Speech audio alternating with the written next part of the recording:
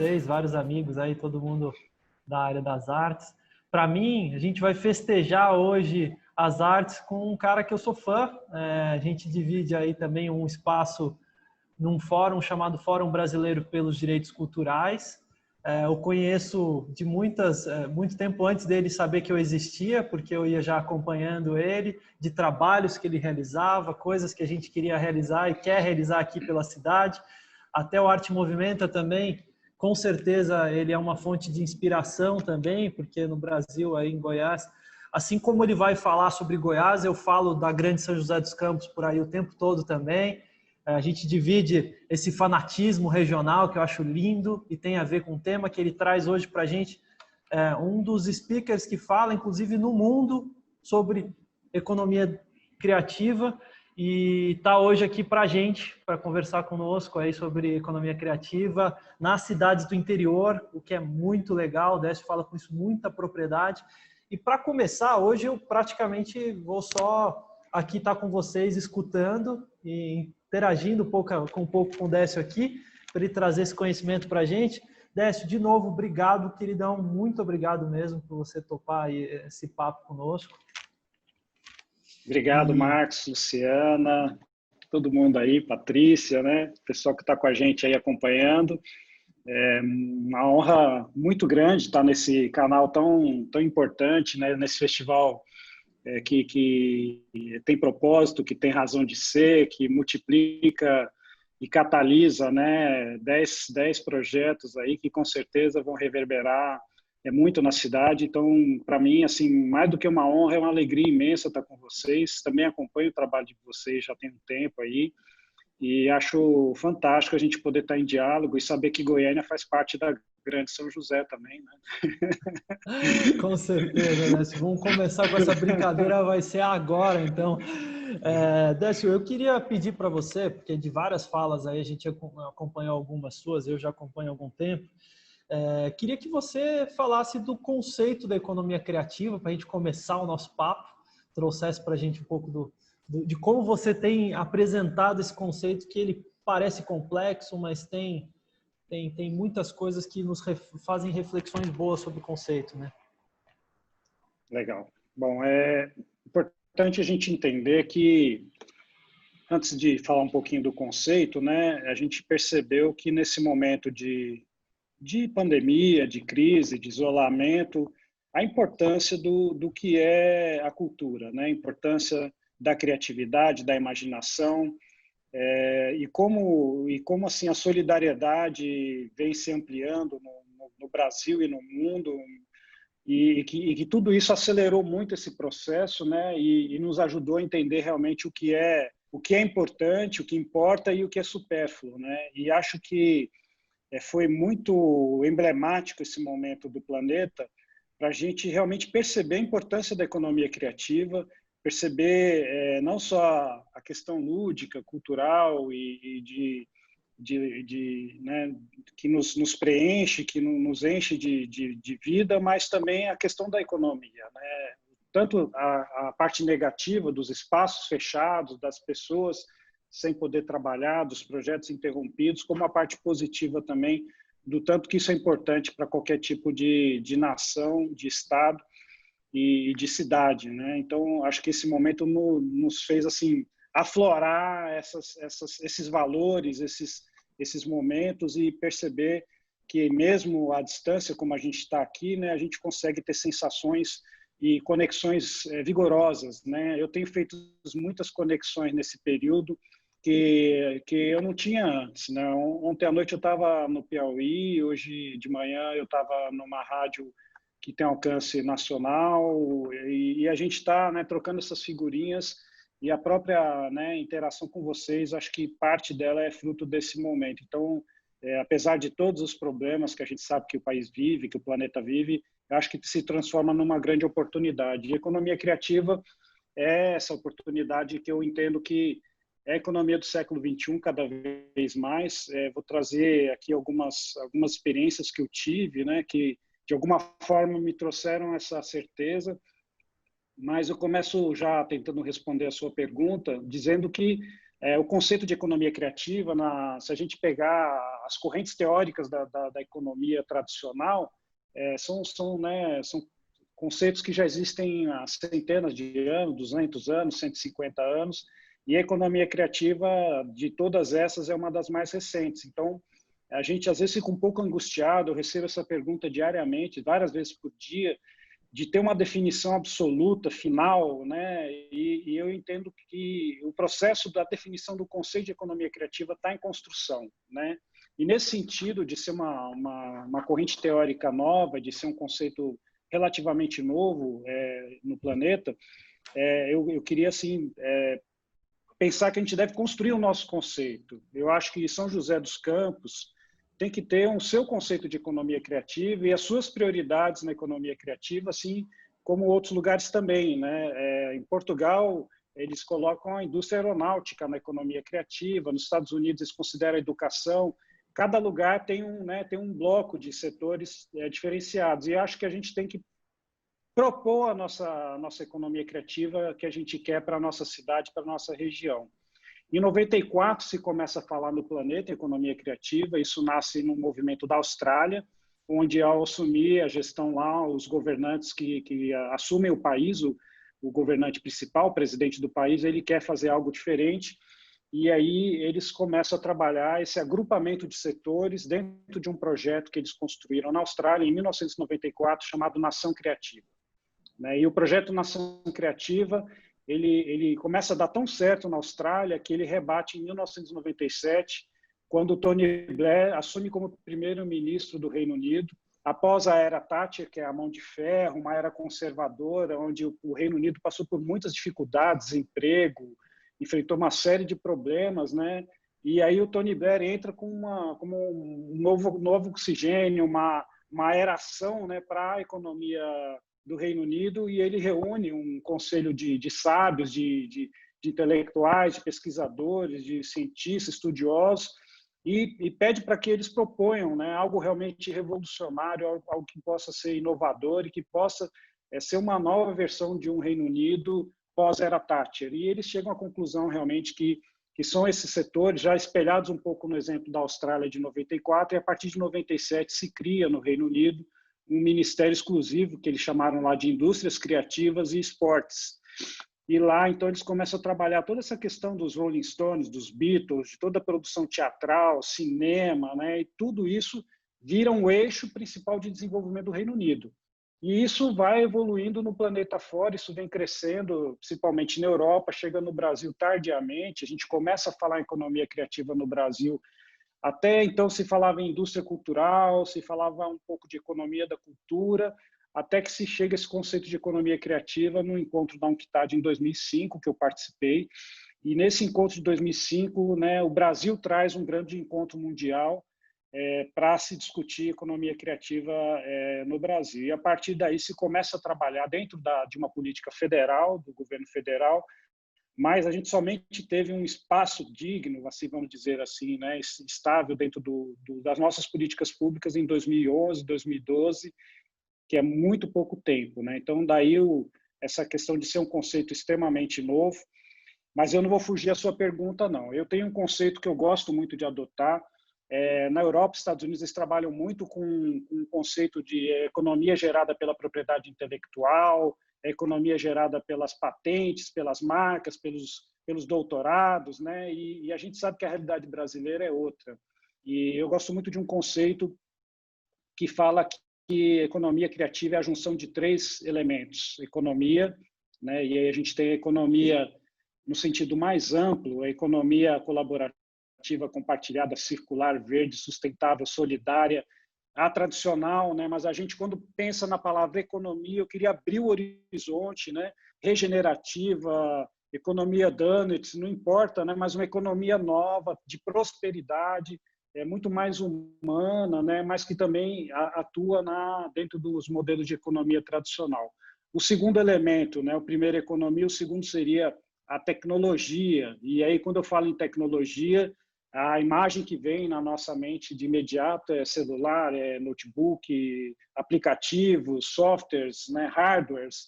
E eu trago, além desse conjunto, né, de conceitos de tecnologia, que eu acho que talvez no Brasil seja ainda mais importante, que são as tecnologias sociais, né? As tecnologias dos mestres, dos ofícios, dos saberes, do cotidiano, dos costumes, das tradições, as tecnologias do artesanato, as tecnologias de se tocar uma viola, de se saber, né, como fazer uma receita caseira. Então, não é só equipamento, não é só startup, não é só, né, essas tecnologias que se fala muito quando se trata de inovação, mas também, né, o que eu chamo de tecnologias sociais. Então, seria economia e tecnologia. E o terceiro elemento, que é a questão da cultura, né? Então, economia, tecnologia e cultura. E aí, cultura é a base da criatividade. Não tem criatividade sem cultura, não tem criatividade sem diversidade cultural.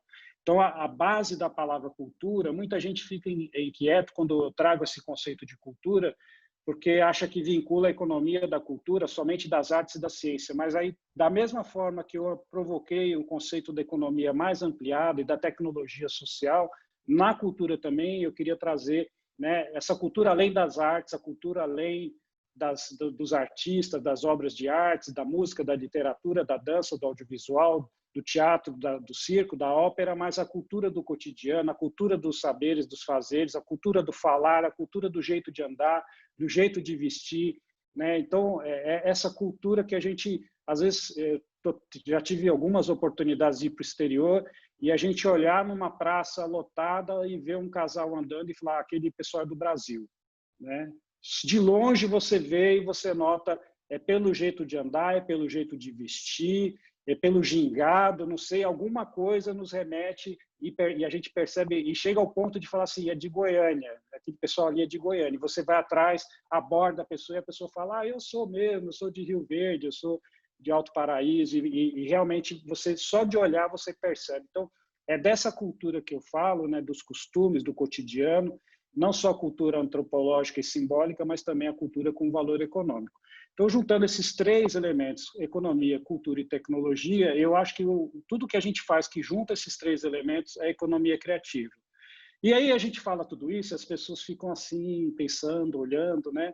Então, eu procuro materializar esse conceito, eu uso um objeto que eu acho que, para mim, ele traz esse conceito de uma forma talvez mais viva, mais vibrante, que é esse não sei se vocês conseguem ver aqui, né?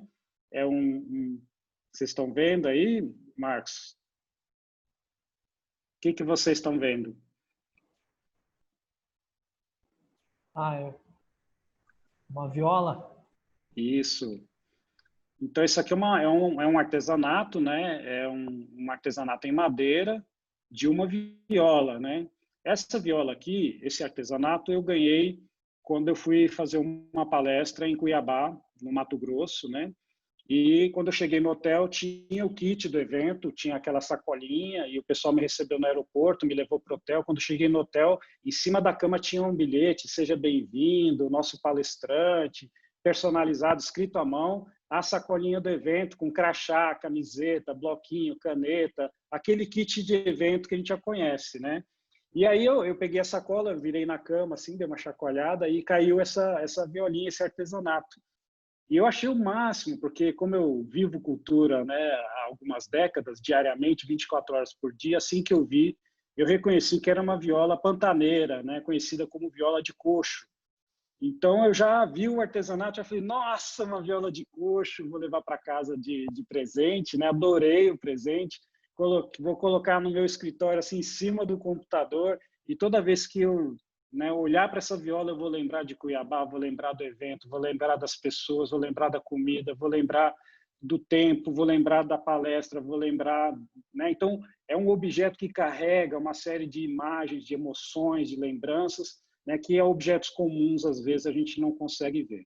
Então, aqui a gente tem, né, economia, porque é um artesanato, é um souvenir. A gente tem cultura, porque ele é regional, ele é uma viola do Pantanal, Pantanal do Mato Grosso e Mato Grosso do Sul, então ele transborda fronteiras, né? Na verdade, a cultura tem essa propriedade de transbordar fronteiras.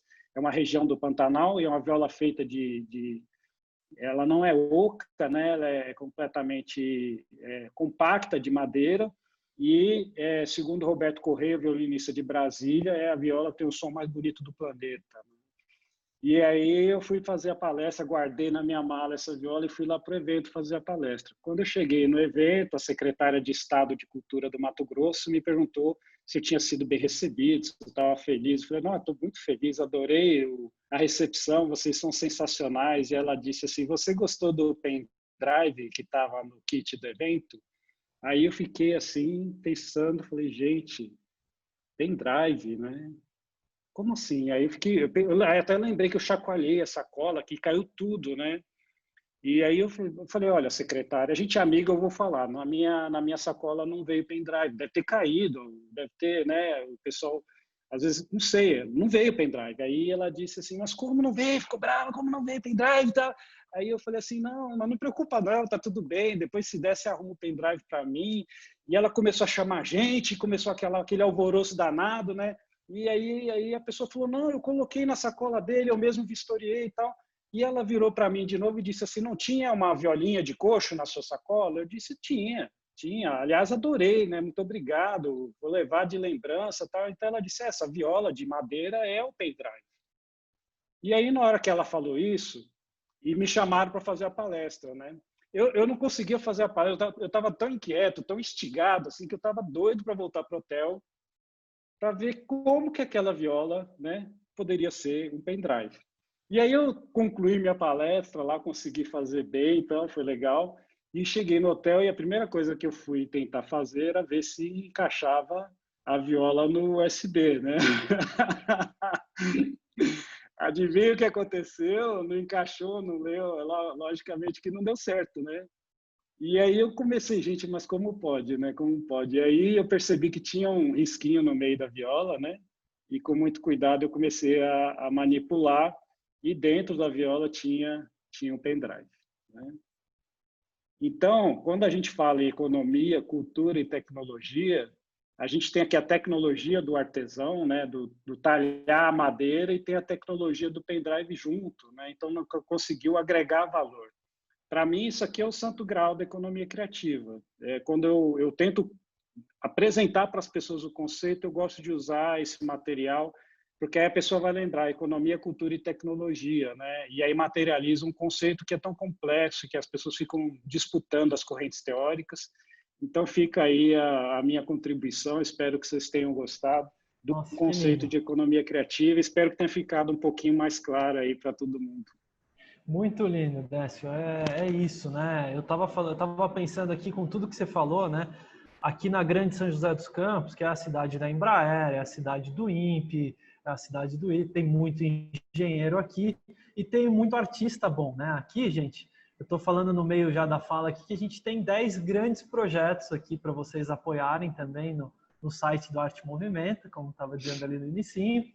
E aqui em São José dos Campos a gente tem o Museu do Folclore, Décio, que é super emblemático também. Eles conversam muito, tem uma galeria dos fazeres, inclusive, que é muito legal, que é uma galeria para os artesãos mesmo da região. A gente tem as figureiras aqui também, enfim, na região do Vale do Paraíba. Na Grande São José dos Campos, a gente tem um dos maiores encontros, que eu queria até, de uma outra palestra que eu assisti sua, que foi uma delícia também, que também você foi me quebrando vários paradigmas, porque eu sempre me recordava também da coisa tecnológica, né? Economia, aquela coisa realmente capitalista tal, e sem muitos afazeres, a questão da cultura, do patrimônio material, que é uma delícia na tua fala, que realmente você traz isso. A gente tem muito uma visão das grandes cidades, das megalópolis, como fizeram Barcelona, sempre quando a gente fala de economia criativa, a gente fica lá indo para o céu da economia. E a gente esquece desses pontos realmente da rotina, né? Aqui em São José a gente tem, não sei se todo mundo conhece, mas o ciclo de Natal, que ele, enfim, as folias todas se encontram, tanto para montar um presépio, quanto para desmontar ele depois também. Tem um grande encontro, um dos maiores encontros de folia que tem. E numa das suas falas eu achei lindo, assim, você falando um pouco dos processos das folias, que as pessoas conhecem no interior bem, com esses conceitos todos de economia criativa. Eu achei, assim, uma delícia. Eu confesso que eu copio muito ele, porque é realmente uma coisa que você já esteve na Grande São José dos Campos para falar esse tipo de coisa, porque isso é uma coisa daqui. Mas eu queria que você contasse também para o pessoal, porque é um papo muito bom e realmente tem tudo a ver com a nossa região também, né? Assim como no interior, de São Paulo como um todo, e enfim, interior de Minas. Por Legal. favor. Eu realmente já tive aí algumas vezes, né? Inclusive eu dei aula aí numa pós da FAAP aí em São José. E quando eu dei aula nessa pós era sobre gerenciamento de cidades e tinha um pessoal, os alunos eram todos da região, né? Tinha gente de Taubaté, de várias cidades vizinhas aí, e eu achei o máximo aí, né? E é muito emblemático essa provocação que você traz, porque é uma cidade com muita tecnologia, né? O ano passado eu tive a oportunidade de ir no Rectal, em Santa Rita do Sapucaí, Minas Gerais, que também é uma cidade que tem essa perspectiva, né, da informática, dos computadores, e a gente vê que tudo isso, quando junta com a cultura popular, com os shows à noite, com as palestras sobre saberes tradicionais, ganha muito mais força, né? E eu trabalho já há mais de 20 anos com desenvolvimento de comunidades e de territórios. É uma oportunidade que eu tive na minha carreira de já trabalhar com várias comunidades tradicionais, comunidades quilombolas, comunidades ciganos, comunidades de artesãos, né, de artistas populares e territórios do interior, né? Você trabalhar um projeto de um ecossistema criativo dentro de um distrito que não é nem a sede da cidade do interior, é um distrito do interior, né? E você chega lá e você descobre que tem 300 artesãos, que tem músicos, que tem artistas, que tem mestres de grande saber, né? Eu vi aí o projeto da olaria, já vou, né, fazer a ponte com o pessoal da cerâmica aqui de Goiás, de Brasília, que a gente tem um projeto sensacional. Então, assim, é importante a gente entender que as pessoas, quando pensam em economia criativa, tem que trabalhar também esse outro lado, né? Se fala muito na questão da tecnologia, do software, etc., mas também pensar que o território criativo ele é baseado nesses saberes das pessoas, né? Economia criativa, mais do que dinheiro, são pessoas. E essas pessoas é que trazem a produção, que fazem a inovação, que através das conexões, né, onde elas se encontram, e aí eu acho o máximo o projeto da aceleradora, porque ela é um espaço de colisão de ideias, né? E no momento que as ideias colidem, geram calor, geram frição, ficção, energia, né? Então, a gente, quando consegue conectar, juntar e colidir projetos e ideias, a gente consegue ter muito mais resultado do que trabalhando sozinho. E nessas andanças pelo interior do Brasil, eu trabalho economia criativa fora de capitais. Eu trabalho no interior do Tocantins, no interior de Goiás, no interior do Mato Grosso. Então, quando a gente vai numa cidade que tem 10 mil habitantes, que tem 50 mil habitantes, tem 20 mil habitantes, não adianta você chegar falando em internet das coisas, em fibra ótica, em banda larga, que as pessoas têm dificuldade, às vezes, de falar no telefone, né? Tem cidades aqui que a gente tem dificuldade de falar no telefone celular. Então, eu trabalho com a riqueza local, e a riqueza local muito ligada a essa questão dessas tradições, dessas culturas populares. E aí, como que eu consegui desmistificar esse conceito de cidade criativa e economia criativa? Fazendo uma mimetização com uma festa que aqui em Goiás é muito forte, que é as Folias de Reis, os giros de folia, né? Eu sei que no interior de São Paulo também tem, que em Minas Gerais também tem, que parte do Nordeste brasileiro também tem, né, que são as folias do divino, folias de reis, os giros de folia. E aí, baseado nessas festas, que eu já participei de vários pousos, de vários encontros, de várias alvoradas, eu criei uma metodologia de desenvolvimento de territórios criativos chamado Giros Criativos. E essa metodologia foi inspirada nessa manifestação de cultura popular, que é uma das importantes do Brasil. E as folias e seus giros têm na sua essência a fé, a festa e o amor, né? A fé, a festa e o amor, que eu acho que está faltando, às vezes, para a gente conectar as pessoas, são justamente esses três elementos: a celebração, né? A fé no propósito, a fé no norte, a fé no seu projeto, e o amor entre as pessoas, né? E a folia, ela tem isso na sua essência, e isso faz com que eles consigam trabalhar em rede. Então, a metodologia que eu trabalho, ele começa justamente quando começa o giro da folia, que é a alvorada. Então, a primeira etapa do método da cidade criativa é a alvorada para uma cidade criativa. onde a gente tem o despertar da cidade, onde a gente apresenta para a comunidade. Eu falo sempre para os prefeitos, para as entidades que me contratam, assim, eu quero que estejam no auditório as mães, as pessoas, as professoras, os alunos, as pessoas da comunidade. Eu não quero que você me chame só grandes líderes empresariais e tal, mas eu quero ter a comunidade aqui presente. O evento é para a comunidade, a alvorada é da comunidade. Se a comunidade não abraçar o projeto, isso não acontece, né? E aí a gente tem um território previamente estabelecido, que a folia também ela gira dentro de uma fazenda, dentro de um conjunto de fazendas, tem o território estabelecido, tem os deslocamentos que são conhecidos como giros, então a gente tem muita troca, né? Na folia, a troca de arroz, troca de feijão, a troca do boi, da galinha, e aqui na economia criativa, na cidade criativa, são as trocas de conhecimentos, de saber. Andando. Na segunda etapa, a gente faz um mapa da jornada, depois a terceira etapa é os pousos e a cantoria, e a gente forma a folia, que é a Força Local de Inovação e Ação, e a folia formada a gente vai caminhando na jornada até chegar à entrega da folia, que é o encerramento do processo. Esse processo depende do tempo em cada cidade, cada localidade, ele varia entre 1 ano e meio, 2 anos.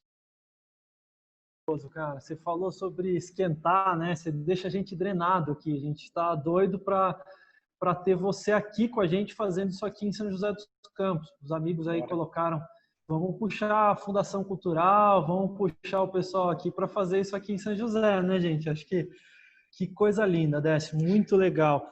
E a gente está num processo aqui também, todos acompanham, que a gente está no momento eleitoral, enfim, a gente teve um papo muito legal, a gente tem um espaço aqui em São José dos Campos também, dentro do Parque da Cidade, que foi uma antiga tecelagem Paraíba, dos cobertorzinhos Paraíba, que todo mundo conhece do Brasil todo, enfim.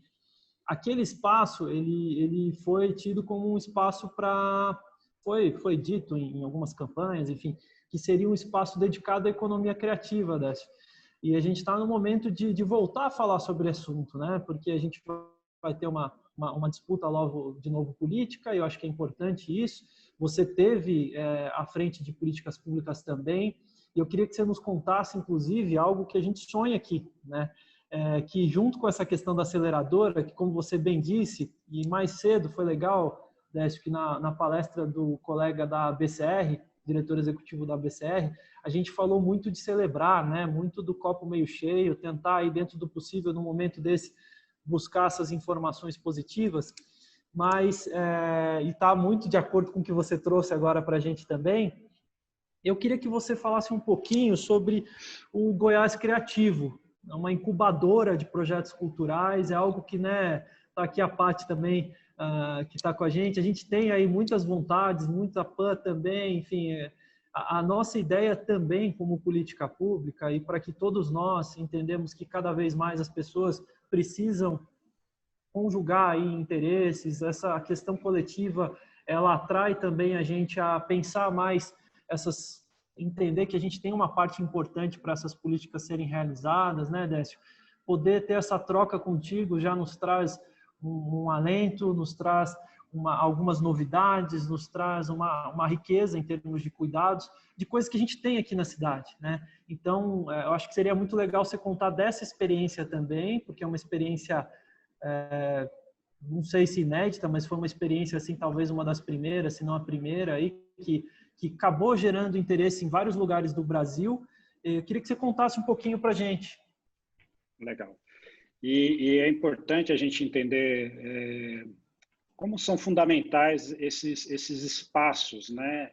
Vamos dizer assim, espaços, né? Aceleradoras, incubadoras.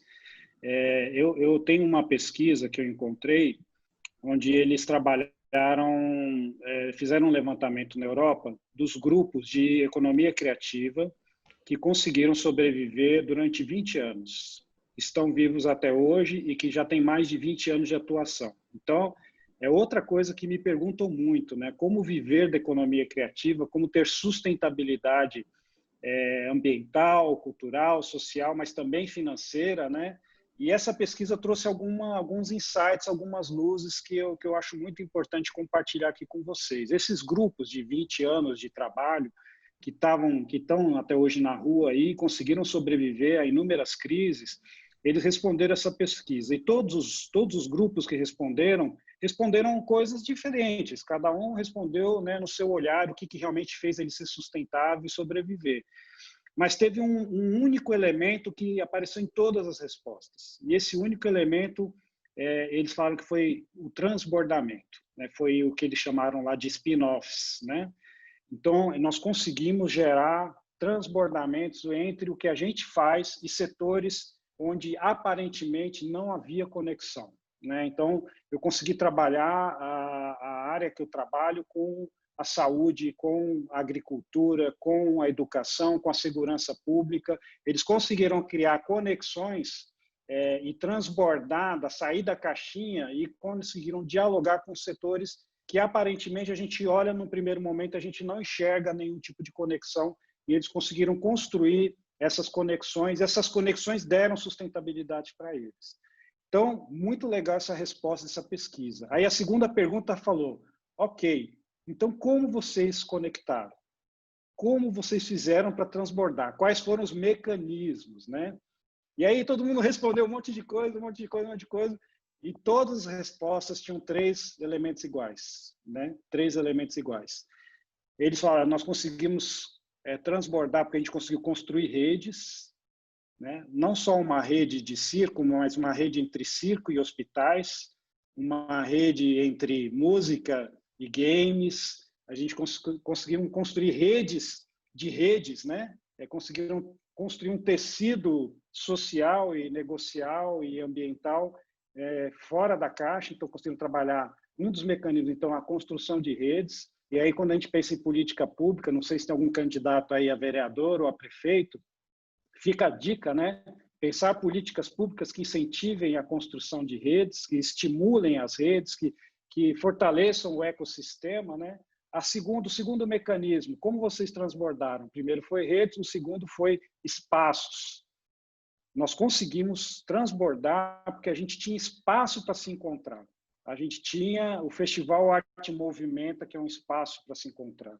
A gente tinha uma sala virtual, a gente tinha um centro cultural, a gente tinha uma praça, a gente tinha uma rua. E nesses espaços de encontro, a gente conseguia trocar e conseguia fazer conexão, ampliar a rede, fortalecer o nosso projeto e dar mais sustentabilidade. Eu trabalhei mais de 20 anos no Sebrae, e quando eu brigava para o Sebrae apoiar a cultura, as pessoas falavam assim, não, mas o Sebrae não pode pagar palco. Ah, tá, o Sebrae não pode pagar palco, mas pode pagar passarela. Passarela pode, porque a indústria da moda vai desfilar. Eu falei, e o artista desfila onde? A indústria da música desfila no palco.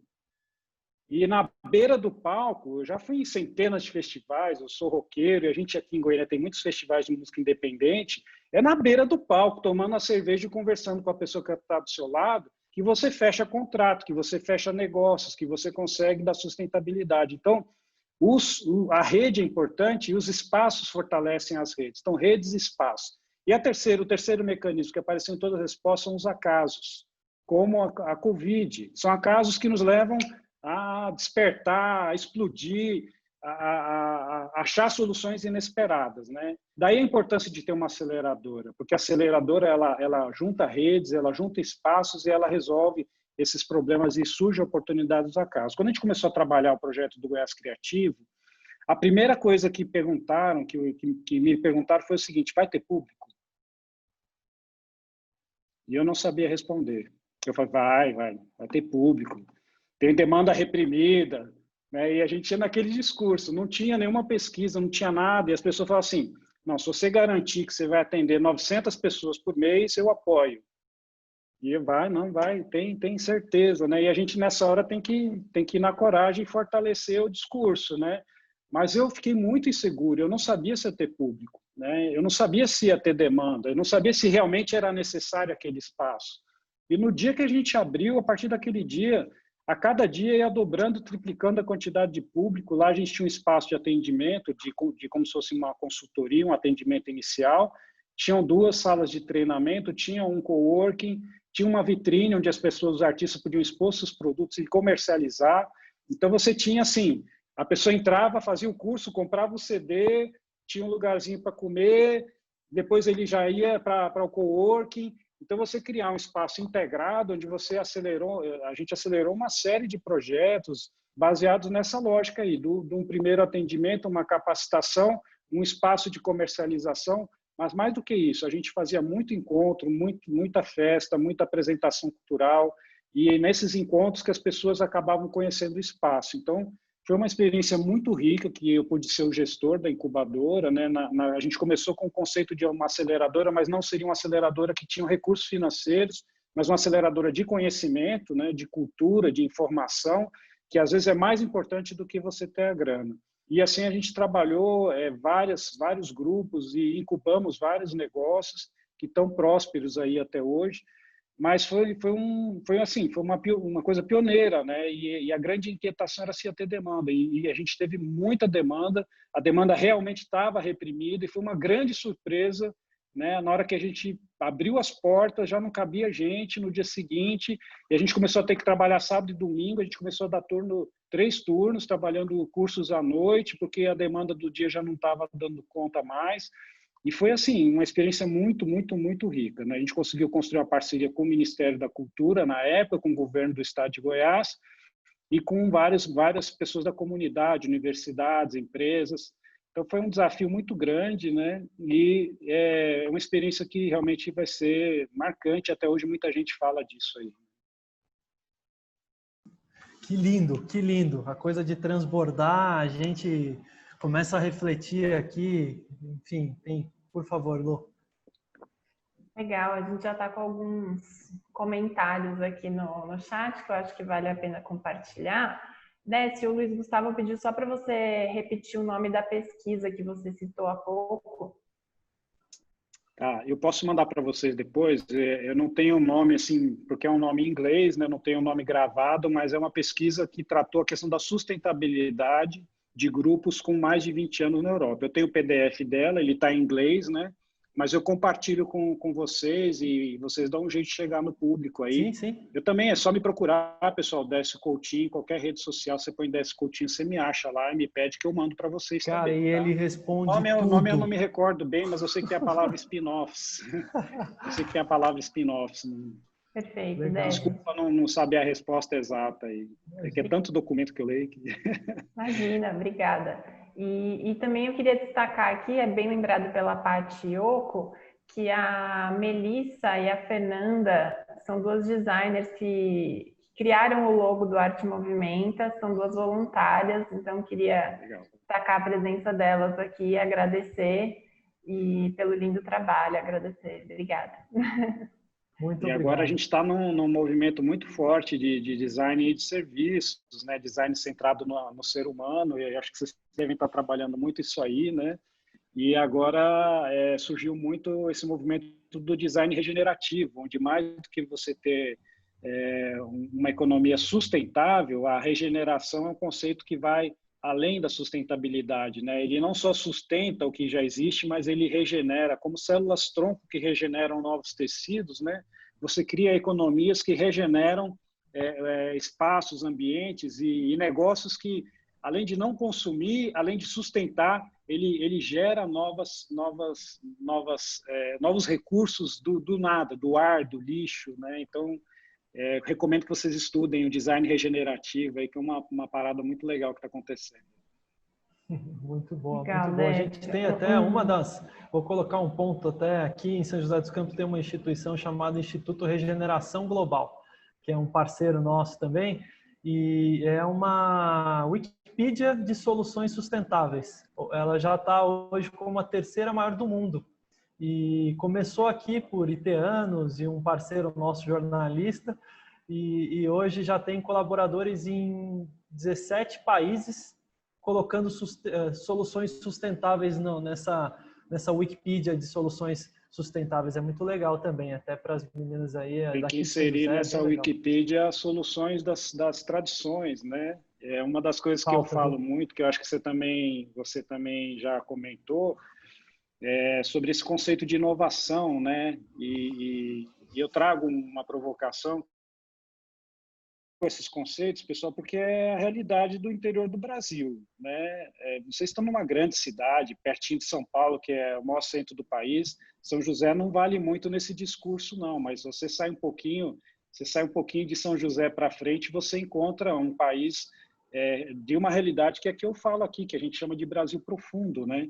E eu estava uma vez numa comunidade quilombola, aqui na divisa entre Goiás e Tocantins, e a comunidade quilombola lá, a comunidade chamada Comunidade Calunga, é a maior comunidade de remanescentes de quilombos do Brasil. São 5.000 quilombolas, distribuídas em 3 municípios, que inclusive um dos municípios é do Tocantins, então pega 2 estados ali. Então é um grupo imenso de pessoas, né, conhecida como Comunidade Calunga. E toda essa comunidade, ela é liderada por mulheres.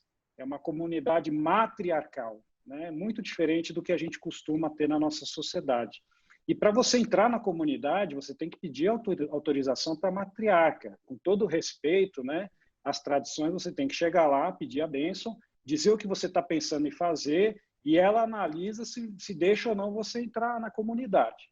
E eu já tinha ido muitas vezes, já tinha feito uma amizade muito grande com a principal matriarca lá, que é a falecida Dona Lió. Eu estava na casa da Dona Lió, a gente estava tomando um cafezinho na beira do fogão de lenha, aquelas xícarazinhas de ágata, né? E a gente estava batendo um papo bom ali, ela contando as histórias dos calungas e tal, e de repente chegou uma caminhonete 4x4, toda plotada, cheia de adesivo, de patrocinadores, não sei o quê. E o rapaz entrou assim, né, todo arrumadinho, tal, entrou lá na casa dela, tudo bom, Dona Lió, bênção, tal. E aí ela disse, Deus te abençoe, meu filho, vá trabalhar, tal, e autorizou ele fazer o trabalho dele. Aí eu disse, Dona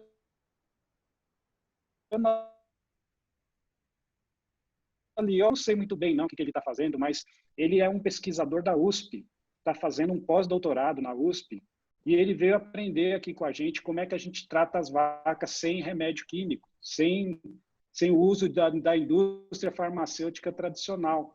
Porque aqui a gente trata o úbere da vaca com terra, com os minerais, com as plantas, com a água do rio, com as coisas que a gente tem, os recursos que a gente tem aqui. E ele estava escrevendo uma tese de pós-doutorado baseado na maior inovação do planeta, que era um saber ancestral de 200 anos da comunidade Calunga, né?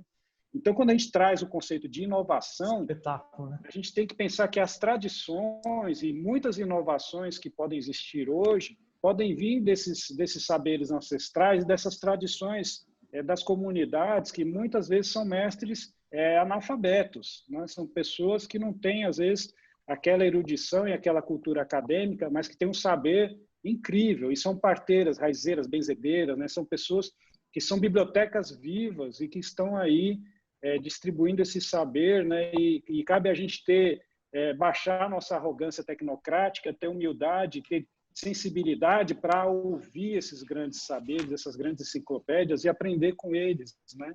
Porque se o passarinho cantou é porque amanhã vai chover.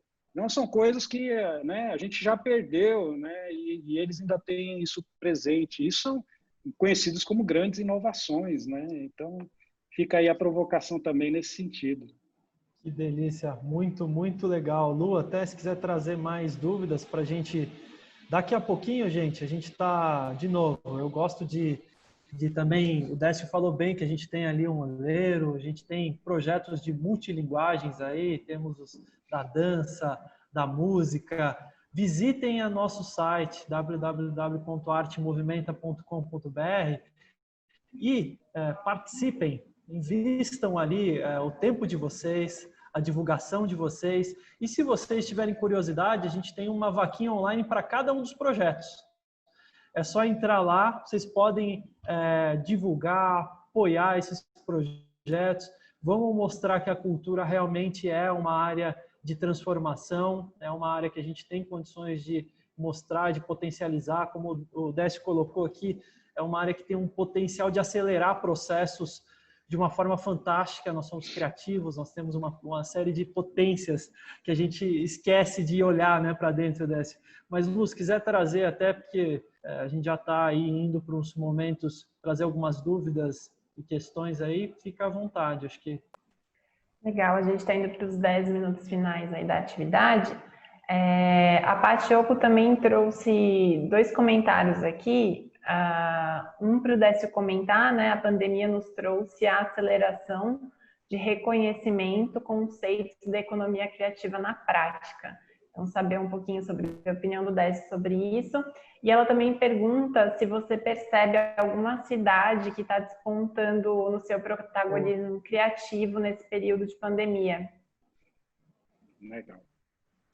Bom, sem dúvida nenhuma, né, a economia criativa ela está se mostrando, apesar de estar sendo um dos setores que está mais sofrendo, né, a gente sabe que foi o primeiro setor que parou junto com o turismo e provavelmente vai ser um dos últimos a voltar, aflorou, né, a importância de assistir um filme, de ler um livro, e a gente entende que a economia criativa hoje está sendo uma grande vacina, né, eu falo muito assim que a gente busca a imunidade, né, todo mundo quer estar imunizado e a gente só vai conseguir se imunizar nesse mundo se a gente conseguir trabalhar em co-imunidade, né, se a gente conseguir trabalhar a nossa comunidade, né? Juntar esses 10 projetos, juntar essas pessoas que têm tanto conhecimento aqui, designers, né? e outras pessoas, para a gente juntar a nossa co-imunidade e um imunizando o outro através dessas redes vivas e inteligentes, mostrando que realmente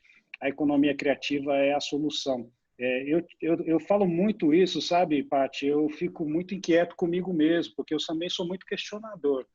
E eu fico pensando, né? Tem dia que a gente fica meio assim, né? Dá uma baixada no astral e tal. E eu fico pensando, gente, o meu propósito de vida é fazer um mundo melhor através da cultura e da criatividade. Eu acordo todo dia para fazer um mundo melhor através da cultura e da criatividade. E esse é o meu propósito, né? E aí tem hora que a gente fala, cara, mas será que é isso mesmo? Será que a economia é criativa? Será que a criatividade é a grande solução?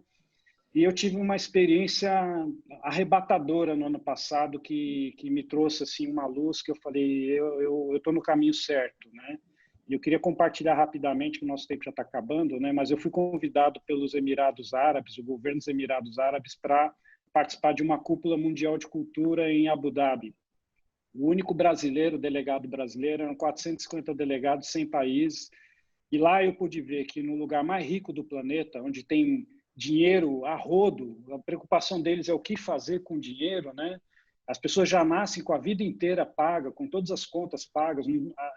O trabalho é questão de honra e religião, não é trabalho para ganhar dinheiro. É outra lógica, né? outra cultura. E lá eles já perceberam que há mais de 10 anos que o petróleo não é mais o grande recurso do futuro, né? Eles estão investindo em criatividade e em educação. E eles estão trazendo para a região lá, com todo esse recurso que eles têm, as grandes infraestruturas do planeta na área da cultura e da criatividade. Então, as maiores universidades do planeta, os maiores centros culturais, como, por exemplo, o Louvre, o Guggenheim, Universidade de Nova York, de Abu Dhabi. Então, assim, eu pude visitar esses espaços e ver que realmente eles estão investindo em criatividade pesado e estão gastando dinheiro do petróleo nisso, que isso realmente é o futuro. E eu vi uma notícia chegando no Brasil que o PIB de lá foi 8% positivo, né? Então, isso já está, esse investimento em criatividade está refletindo no PIB, que antes o petróleo poderia ser decadente lá.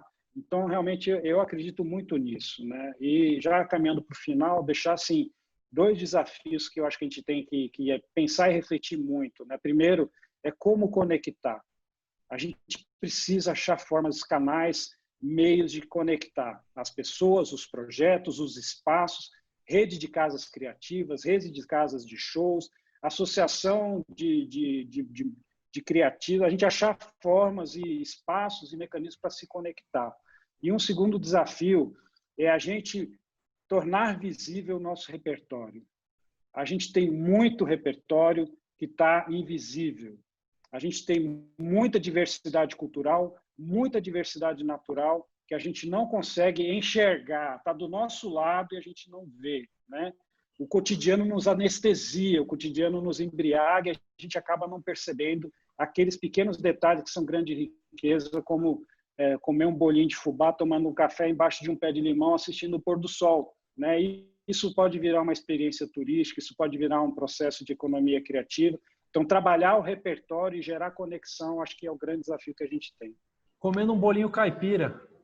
Décio, brincadeiras à parte, eu estou aqui com uma série de elogios, né? Vou destacar aqui do o Osni, que falou gratidão pelo conhecimento e iniciativa, gostei muito, espero os próximos. Décio, de fato, é um grande sabedor de cultura. Então, Décio, vou agradecer, pedindo para todo mundo, se possível, abrir a tua... Eu quero ver a carinha dessa galera, acho que o Décio também, que ficou aí com a gente. A gente quer fazer uma Deve ter selfie. uma turma de pijama aí, né?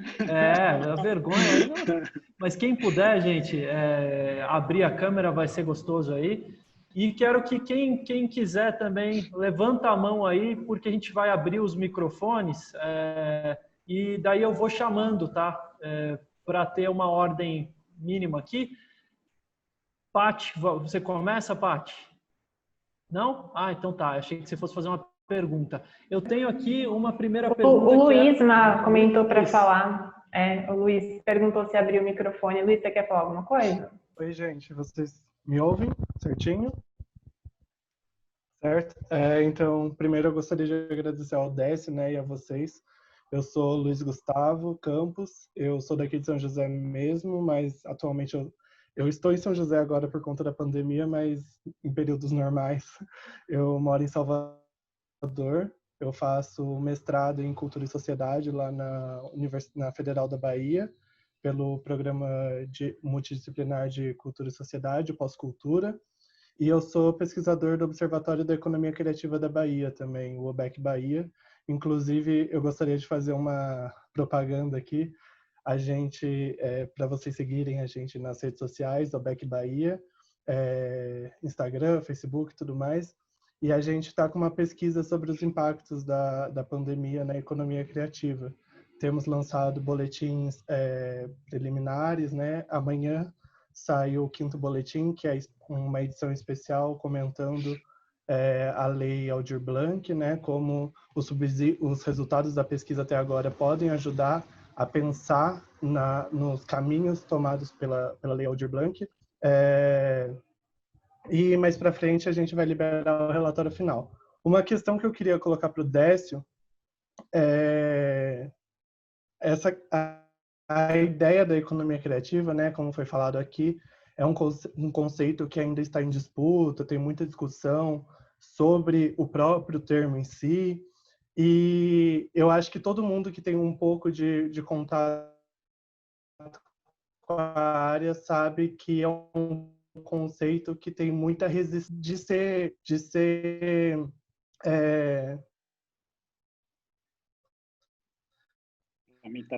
implementado pelas pessoas fora.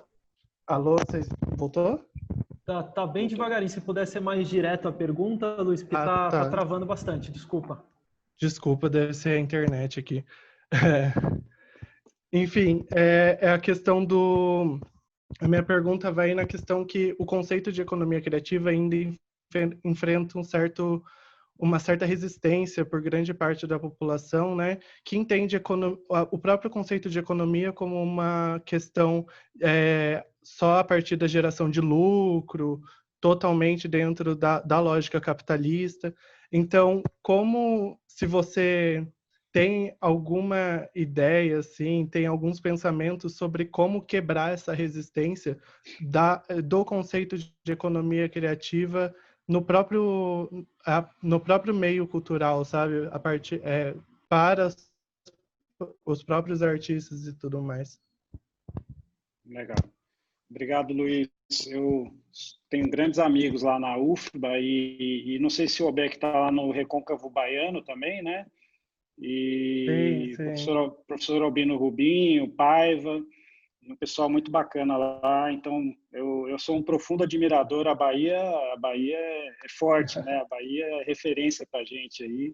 Eu tenho muitas boas lembranças da Bahia e tenho grandes amigos lá. O trabalho que vocês fazem lá na UFBA, na Universidade do Recôncavo e no OBEC é sensacional. Inclusive, eu respondi a pesquisa e multipliquei aqui. O pessoal me pediu uma ajuda. Goiás não está participando. Aí eu fiz uma divulgação aqui rapidinho, deu 40 e tantas respostas lá e tal. Mas, assim, respondendo a sua pergunta, eu acho que esse preconceito está caindo, sabe, Luiz? Eu percebo que, inclusive, pessoas que tinham esse discurso há 4, 5 anos atrás, hoje já inverteram totalmente. Eu até me assusto, às vezes eu vou em eventos que eu conheço as pessoas e a gente sabe quem é quem, né? E aí você já fala assim, não, lá vem a paulada, né? E aí aquela pessoa que às vezes batia, que falava, porque imperialismo, capitalismo, já chega abrindo o discurso dizendo a gente tem que investir na economia criativa e tal, e você fica assim, você está falando isso, né? Então, eu acho que está mudando bastante. Eu tenho percebido e vivido no dia a dia um sentimento de que isso está mudando muito, mas ainda existe, né? E o nosso papel é ser empático, o nosso papel é nos colocar no lugar da pessoa e pensar que ela passou por um processo histórico de dificuldades, de falta de apoio, né? de talvez até ter sido enganada e ludibriada por pessoas que têm essa visão, né, econômica de explorar o músico, de explorar o artista, de querer fazer tudo de graça, né? Muita gente me pede, você arruma um grupinho de chorinho para tocar para a gente, quanto você tem de cachê, né? Não, mas pede de graça. Eu falei, pedreiro não trabalha de graça e você quer que um músico trabalhe de graça? Que história é essa, né? Então eu sempre... E as pessoas olham para a gente que trabalha com cultura e acham que é a pessoa que faz festa, né? Então, o nosso processo é pedagógico. Eu acho que a educação resolve, né? Mas é um processo que a gente tem que vencer através das escolas, das crianças, né? Através da nossa luta diária. Eu estou aqui vendendo aqui, piqui, né? Empadão, pamonha, né? Essa é demais. Visto a cultura. E a gente está aqui fazendo esse trabalho. Não é fácil, não é simples. Agora, o que a gente tem que ter é humildade, entender o lado da pessoa, entender o lado da empresa, entender o lado do artista e trazer, né? Quando começa esse tipo de debate, eu já antecipo isso e já falo, olha, a economia que eu falo é economia solidária, uma economia compartilhada. Vocês viram que eu abri minha fala hoje nesse sentido, né? E aí você quebra um pouco essas resistências. Mas eu entendo que existem essas resistências justamente por esse processo histórico que a arte e a cultura vivem no Brasil ainda hoje, né?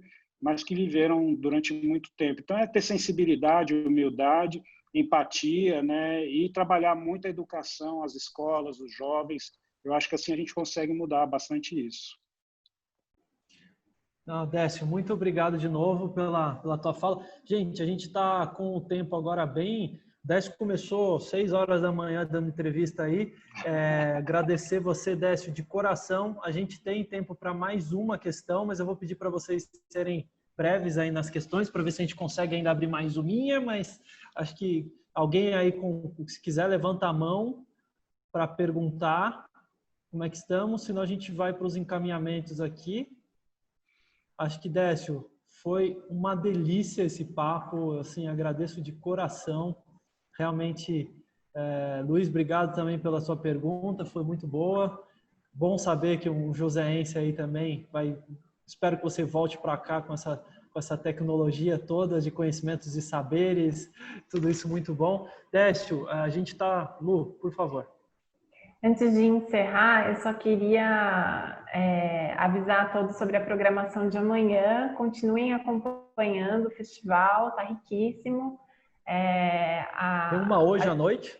Isso, a gente toda noite, às 22 horas, a gente vai ter contação de histórias para as crianças. Então, vão ser contos para dormir. Então, quem tiver crianças em casa, é uma atividade com foco no público infantil, com profissionais da cultura aqui da cidade também, todo dia às 22 horas no Facebook do Arte Movimenta. Amanhã a gente vai participar de uma entrevista promovida pelo SESC, vai ser transmitida pelo YouTube do SESC, às 15 horas. E às 16 horas a gente vai ter uma palestra sobre como atuar nas redes sociais em 2020, que também vai ser pelo Simpla, então quem tiver interesse em acompanhar é só reservar os ingressos. E depois às 18 horas a gente vai contar com uma apresentação que fala Encontros Improváveis, produção de conteúdo a partir de repertório. É uma abordagem que fala um pouquinho sobre design thinking, né? Então, as designers aí ajudam a gente a compartilhar, divulgar. Enfim, a programação está completinha lá no site www.artemovimenta.com.br/Festival Movimenta. Eu vou colocar o link aqui no chat. Só deixar esse recadinho antes da gente fechar. Lu. Ótimo. Décio, obrigado mais uma vez. A gente não vai deixar você Pan, tem uma questão, por favor? Só vamos tirar a foto virtual aí, quem puder abrir a câmera. Boa, quem puder abrir a câmera aí, gente, vamos fazer essa nossa selfie. Quero fazer uma última fala também, se for possível, para encerrar. Com certeza. Ai, gente, quem quiser e puder abrir a câmera vai ser um prazer, tá? Aí, Pan. Décio, por favor, palavras contigo. Não, é só realmente agradecer a todos vocês, né, que estiveram com a gente aqui hoje. Agradecer em especial ao Marcos, mas a toda a equipe aí do festival, e dizer que eu estou muito feliz, eu admiro muito o trabalho que vocês fazem aí, né? Eu acho que a gente tem muita coisa para trocar e eu vejo muita similaridade do que vocês fazem com o que eu faço, com o que eu já fiz, com o que eu pretendo fazer. Então, assim, agradecer muito, é muita alegria, principalmente uma honra estar aqui. E dizer assim, né, a economia criativa é uma economia que ela reconstrói o tecido social. É uma economia que nutre, né, a nossa vida. É uma economia que nutre o desenvolvimento através da criatividade, da imaginação. Né? A gente tem que trabalhar essa reconstrução após essa crise, né, utilizando a economia criativa como uma tecnologia social para melhorar a vida, a saúde, a qualidade de vida das pessoas, né? Porque a economia criativa ela mexe com arte e cultura que desafiam a realidade. Manuel de Barros fala na poesia que a gente precisa transver o mundo, né? E a arte e a cultura nos ajuda a transver o mundo, né? Mostra para a gente que a economia criativa pode tirar o pé do chão, fazer com que a gente quebre as leis da gravidade, né? E acho que nesse momento a gente precisa quebrar algumas leis, né? Transver o mundo e reconstruir esse tecido das nossas comunidades. Então, acho que a gente tem um papel muito além da economia, muito mais ligado à ecologia criativa, né? E à saúde mental e a qualidade de vida das pessoas. Então, me coloco à disposição, agradeço e espero estar junto com vocês em breve, né? Nossa, Décio, depois de tudo que você falou, eu não tenho coragem de falar. Só agradecer e a gente tem que marcar realmente, se tudo der certo, de você estar aqui com a gente. A gente está bem empolgado com isso já aqui, já estamos no paralelo conversando disso, já puxando aí alguns. Obrigadão, Décio, mais uma vez. Obrigado a todos. Por favor, galera, vamos apoiar também, divulgando, compartilhando, participando. Esse festival é feito para todos nós. É um aprendizado aqui por minuto. Que delícia, Décio. Obrigadão mesmo. Até a próxima, muito breve. Obrigado. Obrigado.